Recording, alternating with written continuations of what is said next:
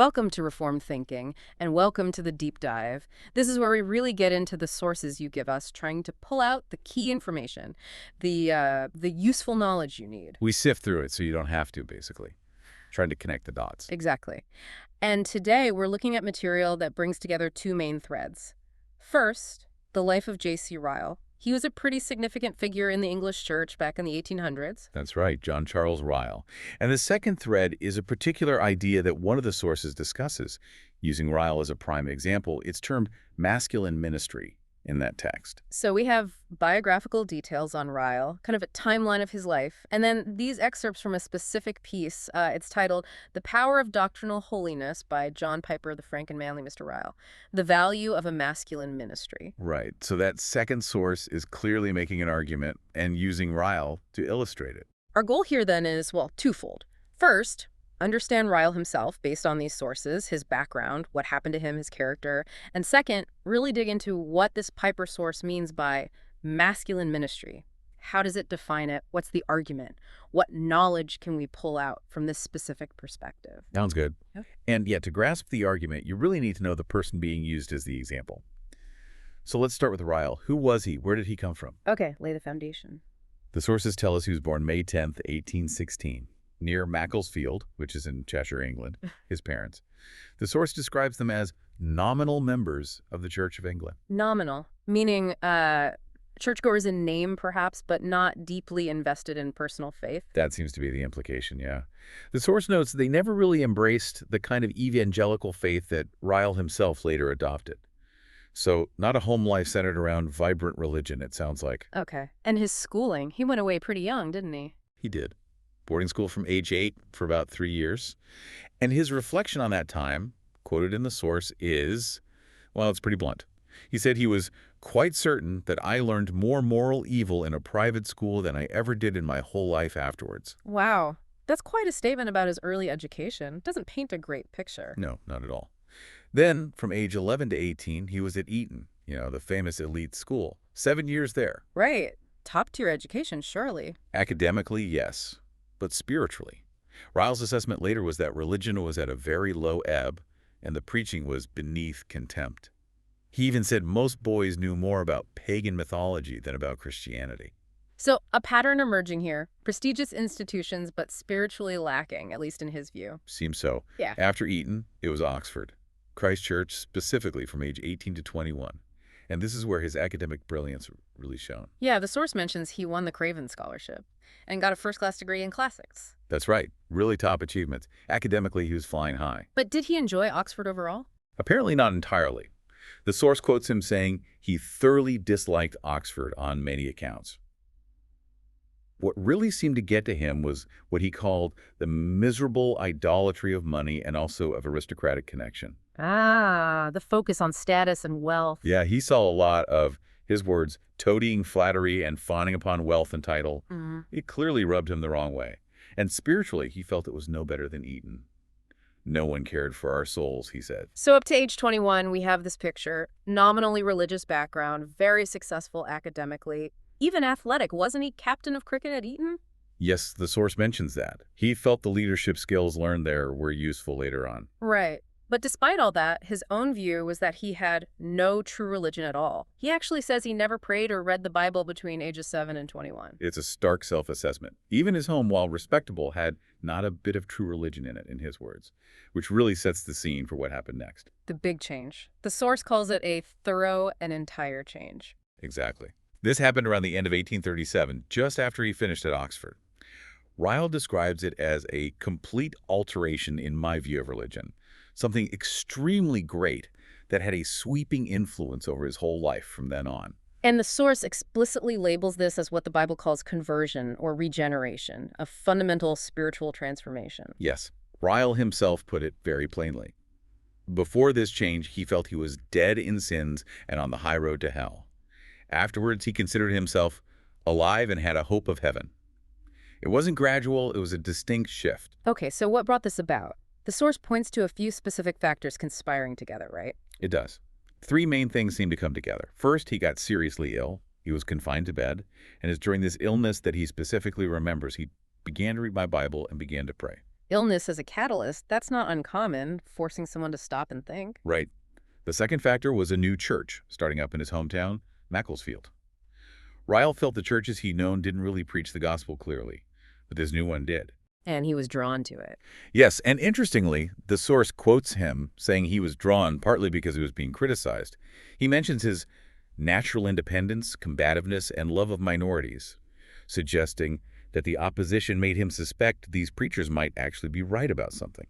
That's fascinating. His own personality, his sort of contrarian streak, actually played a part in pointing him towards the gospel. It adds an interesting layer, doesn't it? The third factor was reading, he came across several evangelical books that made a big impact. Which ones does the source mention? Books by Wilberforce, Mhm. Angel James, Thomas Scott, John Newton, Milner, Bickersteth. Solid theological and practical Christian writings. So you have this convergence, a personal crisis prompting reflection, hearing the gospel clearly preached, and then engaging with these Christian writings. What specific truths clicked for him during this time? He said several things seemed to flash upon me like a sunbeam that winter. Things like, first, a real sense of his own sinfulness, understanding his standing before God. Second, the preciousness of Christ, who he is, what he did. Third, the value of the Bible as God's word. Fourth, the necessity of coming out from the world, not just blending in. Fifth, the need to be born again, a real spiritual rebirth. And the last one was quite specific, something about baptism. Yes, he mentions the enormous folly of the whole doctrine of baptismal regeneration. That idea, common in some Anglican circles then, that baptism itself automatically regenerates an infant spiritually. For Ryle, his own experience of conscious conversion made that view seem completely inadequate. Right, it clashed with his understanding of needing a personal, radical change. And how did he ultimately view this transformation? Whose work was it? He was very clear on that. He attributed it entirely to the free, sovereign grace of God. He saw it as the most significant event of his life, divinely orchestrated. Okay, so early 1838, Ryle is a changed man, fresh out of Oxford, brilliant results. You'd think he's set for a certain career path, maybe law, politics, something using that intellect. That might have been the expectation. But for the next 3.5 years, until mid-1841, the source says he mainly worked in his father's bank. That seemed to be the plan. Until it wasn't. What happened in June 1841? A massive disruption. His father's bank failed. Complete financial ruin. Bankruptcy. Just like that. Overnight, basically. Ryle's description quoted in the source is dramatic. Every single acre and penny my father possessed had to be given up. We got up one summer's morning with all the world before us as usual and went to bed that same night, completely and entirely ruined. That's staggering, utterly devastating for the family and for Ryle himself at age 25. How did he react? He describes it as incredibly traumatic. He even says that if he hadn't been a Christian at that point, he doesn't know if he should not have committed suicide. Yeah. That shows the depth of the shock. And it stayed with him. Oh, yes. He wrote about it over 30 years later, saying he still felt the effects and remembered the humiliation daily. He said it inflicted a wound on my body and mind. He also made a point that people feel things deeply even if they don't show it outwardly. A lasting scar. But how did his faith shape his view of this catastrophe? This is key.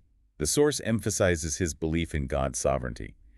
He saw the ruin not just as a disaster, but as God's decisive hand shaping his future. He's quoted saying he had not the least doubt it was all for the best. All for the best, even total ruin. That's what he believed. He thought if the bankruptcy hadn't happened, he'd likely have gone into Parliament, never become a clergyman, and maybe even made shipwreck in spiritual things. He saw it as a painful but necessary redirection by God. He would have wished it otherwise, looking back. That's a remarkable perspective on suffering, seeing God's hand even in financial collapse. So his banking career was over. How did he end up in the church ministry? With his plans shattered, he had no idea what was going to happen. Then an opportunity came up. A local rector, Reverend Gibson, knew about Ryle's conversion and abilities and asked him to become basically an assistant minister at a nearby parish called Exbury. Was this something Ryle had always wanted? A secret ambition, maybe? Not at all, according to the source. He states very clearly, I never had any particular desire to become a clergyman. He felt people who thought ministries suited his natural tastes were totally and entirely mistaken. So why did he accept? He felt he had no other option. He said he felt shut up to do it and saw no other course of life open to me.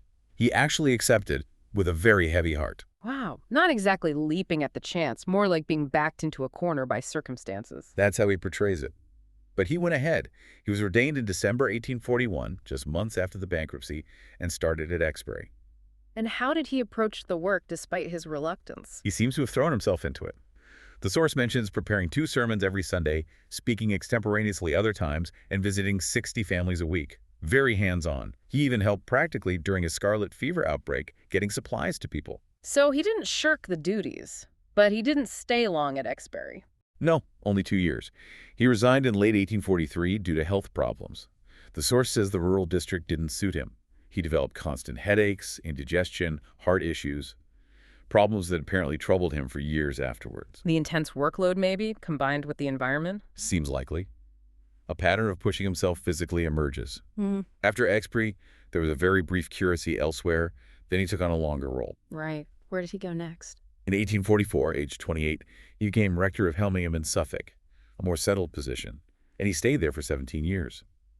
The source notes his income there was finally enough to support a wife, which was a factor in his decision. And it was at Helmingham that he experienced quite a lot of personal hardship, wasn't it? Particularly with his marriages. Yes, deep sorrows. He married his first wife, Matilda Plumpre, shortly after arriving in 1844. They had a daughter, Georgina, in 1846. But Matilda died just over a year later, in June 1847. So young and left with an infant daughter. That's heartbreaking. Terribly sad. A couple of years later, in 1849, he married again to Jessie Walker. And was that marriage happier? The source describes their 10 years together as years of singular trials. Jessie suffered from Bright's disease, a serious kidney condition, and was often unwell. So, more difficulty, constant worry and care for an ill spouse. Yes. Despite her illness, they had 4 children together: Isabel, Reginald, Herbert, and Arthur. But then Jessie died in May 1860 after her long illness. Leaving him a widower again, this time with 5 children, the oldest only 13. That's right, an immense burden. And he felt it keenly. The source quotes him saying, "It was a heavy strain upon me, both in body and mind, wondering how he lived through it." He even wrote later about the difficulty, didn't he? Yes, he wrote that, "No position in this world is so trying to body and soul as that of the minister who is left a widower, with a young family and a large congregation." You can hear the weight of that experience. It really gives you a sense of his resilience, carrying that personal grief and responsibility alongside his church duties. Where did he move after Helmingham? The year after Jessie's death, 1861, he moved just 10 miles away to become vicar of Stradbroke, also in Suffolk, and he stayed there for 19 years. And he married a 3rd time. Yes, in October 1861, age 45, he married Henrietta Layclaws. They were married for 28 years until her death in 1889. So he outlived all 3 of his wives. Incredible sorrow throughout his life, and he raised those 5 children. The source mentions something about their later paths. It does note, somewhat poignantly perhaps, that none of his sons seemed to fully follow in his specific evangelical footsteps. Reginald became a doctor with no stated faith. Arthur, an artist with no reported religious leanings. Herbert became a clergyman, but the source says he leaned towards liberal theology, though he still spoke warmly of his father's care. A complex family picture. It really underlines the personal trials he navigated. But during these years in rural Suffolk, 36 years in total between Helmingham and Stradgrant, he somehow became a major national figure. How did that happen? Primarily through his writing and speaking. He wasn't confined to his local parishes. His influence spread far and wide. He became known, the course says, as the Prince of Tract Writers. Prince of Tract Writers. I like that. What exactly was he writing? A huge amount. Evangelistic tracts aiming to persuade people, devotional commentaries, works explaining key Christian doctrines, historical writings. A lot of it grew out of his sermons. Does the source name any key books? Yes, it mentions titles still known today: Knots Untied, Old Paths, Holiness, and Practical Religion. And it singles out Holiness as the one he's probably most famous for now. So here's this Oxford classics scholar who could have done anything, becoming famous for writing these, well, often quite simple booklets and books aimed at ordinary people, all while serving in these country villages. The source definitely highlights that contrast. It shows his zeal for practical faith, for holiness, for church reform, and crucially, his desire to communicate clearly to everyone. J.I. Packer is quoted saying, "Ryle always asks not just, is it true, but also, what effect will this have on ordinary people when writing?" A real focus on accessibility and impact. What was his position within the Church of England? Was he aligned with a particular group? He's described as a staunch evangelical churchman. very loyal to the Book of Common Prayer and the 39 Articles, which he saw as fundamentally reformed. But he wasn't sectarian. He respected dissenters, Protestants outside the CEV, like the Baptist preacher Charles Spurgeon. Spurgeon called him the best man in the church in England, didn't he? High praise from outside. It was. And Ryle admired Spurgeon's preaching too. Ryle's passion was really for renewing the Church of England based on biblical principles. He believed in its potential when true to his foundations. Okay, that gives us a really solid picture of Ryle the man, his experiences, his ministry. Now let's pivot to that core concept from the Piper source, this idea of masculine ministry. Right. The source is quite explicit that examining Ryle's life is intended to clarify and commend this concept. It even mentions Archbishop McGee calling Ryle frank and manly back in 1868, suggesting these traits were already associated with him. So Ryle is the case study. How does the source build its case for what it calls a masculine feel to Christianity in the first place? What's the reasoning given? The argument presented is that God's self-revelation in the Bible predominantly uses masculine imagery and roles. It points out God is revealed as king, not queen, father, not mother. The Son of God is eternally the Son. Okay, the divine titles and persons. Then it moves to earthly structures. All priests in Israel were men. Jesus came as a man. He chose 12 men as apostles to lead the church. The source highlights the apostles' instructions for church overseers or elders, those with teaching authority, to be men. And similarly, in the family structure outlined in Scripture, the husband is designated as the head. So drawing on these patterns, divine revelation, church leadership structures, family structure, the source concludes that God has given Christianity a masculine feel. Now, that phrase itself and the whole concept could raise some eyebrows today. Does the source acknowledge that? It does, directly. It states the concept is liable to serious misunderstanding and serious abuse. It also says words are always inadequate to capture the beauty it sees in this, suggesting maybe it's felt more intuitively. It's clearly trying to head off interpretations involving harshness or suppression. That's an important qualifier from the source itself. What does it say is the purpose behind this structure, this masculine feel? Why did God design it this way, according to this argument? The stated purpose is for the maximum flourishing of men and women. It stresses that God didn't create women to languish or be frustrated, noting they are fellow heirs of the grace of life. So it's framed not as diminishing women, but benefiting them. That's the argument. It's presented as being for the sake of the glory of women and for the sake of the security and joy of children. It suggests positive benefits flow when this dynamic is understood correctly. The goal of leadership within this model, the source argues, is a community of maximum joy and flourishing for everyone and maximum positive impact on the world. It sounds like it's framing leadership as service, not domination. Yes, explicitly. Not the privilege of power, but the joyful burden of responsibility to enhance the lives of others. The aim isn't for men to be the ministry, but for male leadership to release and enable the ministry of the entire church body, every member using their gifts. It argues this fits God's nature, creation, church order, and even results in mutual joy between men and women. Okay, that outlines the rationale and purpose. How does the source actually define masculine Christianity or masculine ministry? What are its components? It gives a fairly detailed definition. It says it means theology in church and mission are marked by overarching godly male leadership in the Spirit of Christ. That qualifier, in the Spirit of Christ, linking it to humility and service, seems crucial. And it's not just about the role, but the character. Right. The source says this leadership should have an ethos, a character defined by tender-hearted strength and contrite courage, and risk-taking decisiveness, and readiness to sacrifice for the sake of leading, protecting, and providing for the community. Tender-hearted strength, contrite courage. Those are interesting combinations. They are. And the source grounds this possibility only in the death and resurrection of Jesus, suggesting it's a grace-enabled character, not just natural machismo. It also involves God inclining men toward humble, Christ-exalting initiative, and women towards joyful support, intelligent helpfulness, and fruitful partnership. That's a dense definition, emphasizing specific virtues lived out in leadership and a complementary relationship. The source then uses 8 traits, illustrated by Ryle, to flesh this out. Let's walk through those. Okay. The first trait, illustrated by Ryle, is taking the lash of criticism. What's the core idea there? The idea presented is that in public ministry, criticism is unavoidable. And the source argues it's more fitting that men take the lash than to unnecessarily expose women to this assault. It uses the analogy of men being at the head of the troop, to take the first bullets. Men as the primary shock absorbers for public opposition. How does Ryle illustrate this? We know he was controversial. Exactly. The source connects his public stance directly to this. Because Ryle took firm positions against liberalism, ritualism, worldliness within the church, he faced, as the source puts it, brutal criticism.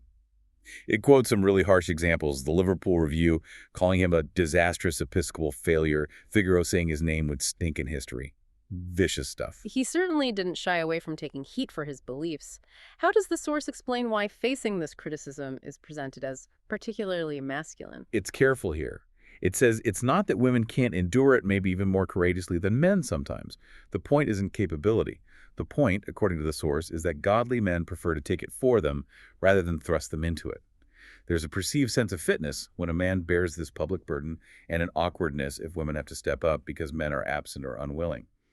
Ideally, men should be strong enough for women to rejoice in the men rather than take their place on the firing line. So it's framed around responsibility and protection, not capacity. Okay, trait number 2. Trait 2 is seizing full-orbed biblical doctrine. Meaning? Meaning engaging deeply with core Christian doctrines, their sharply cut doctrines, and teaching them clearly and courageously, pressing their relevance. The source sees a failure here as an unmanly failure, leading to what Ryle himself called jellyfish, Christianity lacking substance, backbone definite beliefs. Jellyfish Christianity, a memorable phrase. How did Ryle demonstrate this commitment to doctrine? The source points to his writings, where he strongly criticized the dislike of dogma common in his era. He was convinced that spiritual vitality depended on clearly preaching foundational truths: Christ's death, atonement, justification by faith, human sinfulness, regeneration by the Spirit, and so on. He's quoted saying, "Christianity without distinct doctrine is a powerless thing. No dogma, no fruits." He saw doctrine as essential fuel for Christian life and mission. How does the source link this specifically to masculine ministry? Again, the clarification is made. It's not that women can't grasp or value doctrine. They absolutely do. But the argument is that when doctrinal foundations seem weak, men should not stand still and wait for women to rebuild the walls. Women should expect men to be guarding and rebuilding those doctrinal foundations. Men, the source argues, should feel a special responsibility for the community's life and safety, which depends on clear doctrine. Ryle exemplified this by proactively rebuilding those sharp edges of gloriously clear truth. Again, framing it in terms of proactive responsibility. Trait number 3. Trait 3, bringing out the rugged aspects of the Christian life. Rugged aspects, like what? Like the difficult parts, particularly the ongoing struggle against sin, the spiritual warfare aspect, the source argues masculine ministry involves emphasizing these challenges, using language that reflects their seriousness in the Bible. And Ryle's book Holiness is the key example here. Yes. The source describes it as unsentimental and rugged. Ryle stressed that becoming holy, sanctification, requires constant engagement of the will. He called it war. He pushed back against passive approaches like just yielding or being passive. He has strong language. Very strong. True Christianity is a fight. A true Christian has not only peace of conscience, but war within. He spoke of the Christian life having the tone of the soldier's life, involving conflict, a warfare, a fight, a wrestling. No sugarcoating the struggle. What's the source's link between emphasizing this fight and masculine ministry? Not that women don't fight sin, they do. But the source suggests this theme of spiritual warfare should particularly resonate with men, calling them to take it up in the spirit of a protective warrior for the community's sake, rather than expecting women to primarily carry that combatant spirit for the collective church. Interesting angle linking the warrior metaphor to a protective instinct. Okay, trait 4. Trait 4, taking up heavy and painful realities. What kind of heavy realities does the source mean? The main example given is the doctrine of hell. The argument is that godly, loving, manly leadership involves addressing difficult biblical truths, even unpopular ones like hell, without minimizing or distorting what Scripture says. And Ryle did this. We know he opposed universalism. Yes. The source highlights that he preached and wrote plainly about the reality and eternity of hell, countering the Kinder theology that downplayed judgment. He felt it was a positive duty based on Scripture, even though he confessed he spoke of it only with pain and sorrow. He noted Jesus himself spoke severely about it. So, courage to teach hard truths faithfully, even when personally difficult. What's the masculine connection according to the source? Not that women can't bear this truth, but the source suggests mature manhood includes an inclination to spare her that load and its costs if we can. It uses the striking image. We carry for her the flaming coals of final condemnation. Again, it's framed as taking on the burden, the weight of proclaiming difficult truths, partly as a protective act. That's a vivid image, trait 5. Trait 5. Heralding truth with urgency and forcefulness. This relates to preaching style. Yes, the source distinguishes preaching, kerosene, heralding like a king's messenger, from teaching, didasken. Heralding involves, it argues, a certain emotional engagement, urgency, forcefulness, conviction, delivering the king's message about ultimate realities. And this, the source argues, is a manly task. How did Ryle's preaching fit this herald model? The source describes his style as having electric force. He used a brisk, spare, punchy style, short sentences, rib-jabbing drumbeat rhetoric. He aimed to be simple but powerful, avoiding preaching that was dry, heavy, stiff, dull, cold, tame. The source mentions a sermon excerpt titled, "Do Not Linger," as an example of his urgency. Sounds very direct and energetic. The source's reasoning for linking this heralding style to masculine ministry. Again, not that women can't speak forcefully, but the argument is that godly men have an intuition, a sense from their God-given nature, that this kind of authoritative public proclamation, turning hearts to God, is primarily their responsibility, especially in the church gathering. And godly women, it suggests, appreciate when men fulfill this humbly and gracefully. Okay, trait number 6. Trait 6. Welcoming challenges of courageous leadership. This seems more about the practicalities of leading. It is guiding people, making decisions, discerning direction, having the strength to resist negative pressures and lead towards spiritual health and fruitfulness. It involves decisive strength against opposition without whining or self-pity. How did Ryle embody this? The source points to his overall character. Brains, energy, vision, drive, independence, clear head, kind heart, and so on. Bishop Moll's description is quoted, "That man of granite with the heart of a child, strength and tenderness combine." Ryle himself said he cared nothing for anyone's opinion when truth was at stake, resolved not to consider one jot who was offended. He faced down liberalism and ritualism, saying, "None of these things move me." Real firmness and resilience. The source's take on the masculine dimension here. It acknowledges that joy in truth is good in any leader, but it argues that masculine ministry specifically involves looking at the opposition and the glorious truth and feeling a glad responsibility to lead people through the challenges. That decisive carrying forward is linked to the masculine role. Okay, trait 7 is interesting, advocating for women's ministries. Yes, this might seem surprising at first glance within this framework. What's the source's logic? How does promoting women's ministry fit into masculine ministry? The argument is that godly male leadership should actively support and promote the various vital ministries of women. It loops back to the goal of maximum joy and flourishing for everyone and maximum impact. Leadership isn't about holding power, but the joyful burden of responsibility to enhance the lives of others. So, enabling others, not centralizing ministry in oneself. How did Ryle demonstrate this?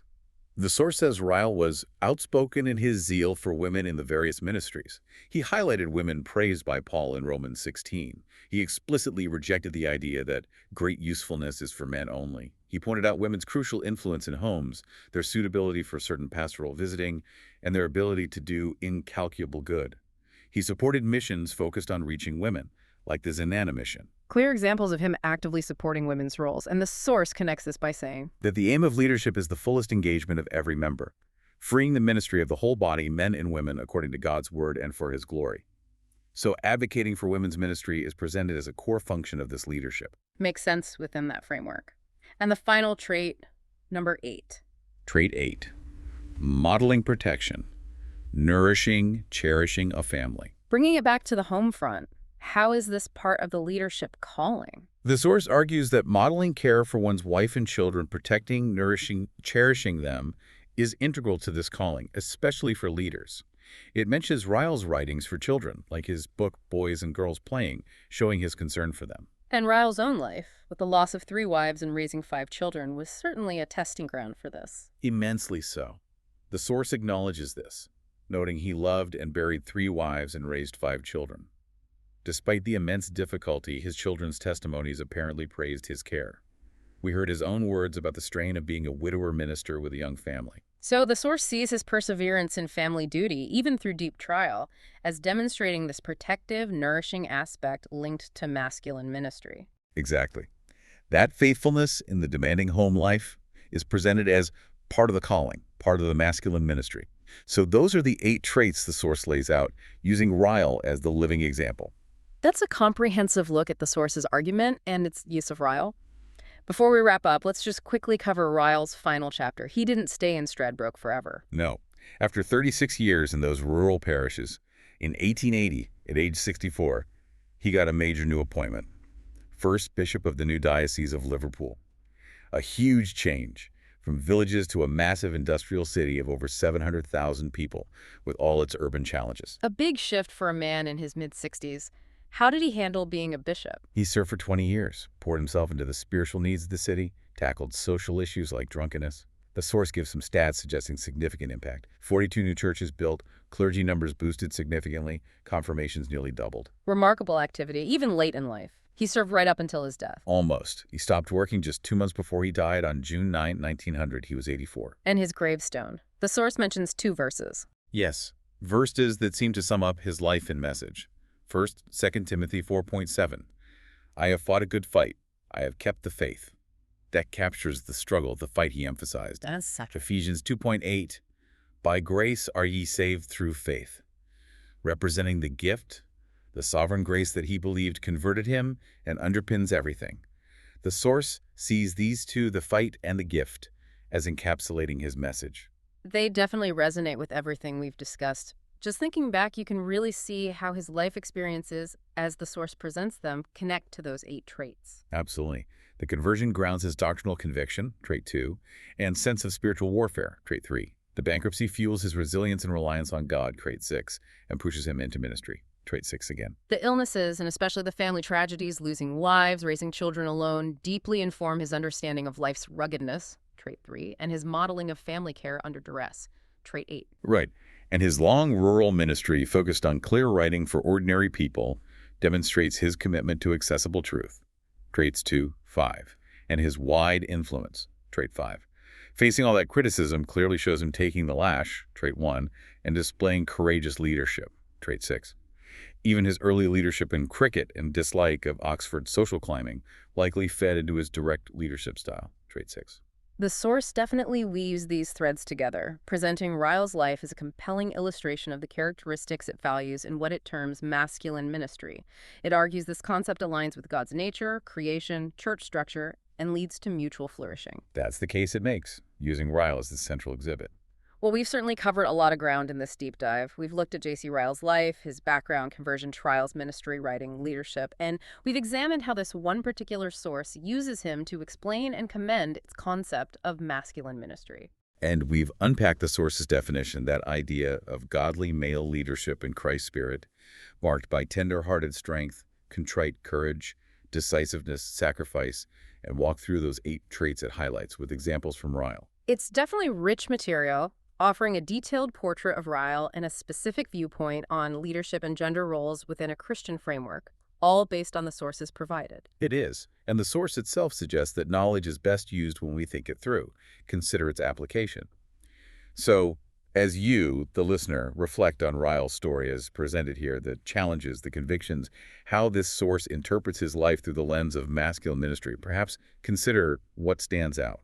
Is there anything in particular that prompts further thought or reflection for your own understanding or context? That's a good question to ponder. Thanks for joining us on this deep dive into the sources on J.C. Ryle and this specific exploration of masculine ministry. Hopefully it's given you valuable insights to consider.